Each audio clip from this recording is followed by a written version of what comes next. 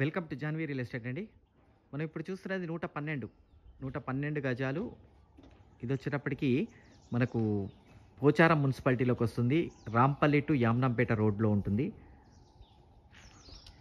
Pocharam municipality permissions తోటి ఉన్న ఇల్లు. దీంట్లో చక్కగా 30 feet roads, under ground drainage, 3 phase power line, అన్ని ఫెసిలిటీస్ వచ్చిన ఒక మంచి ఏరియాలో ఉన్న ఇల్లు అండి.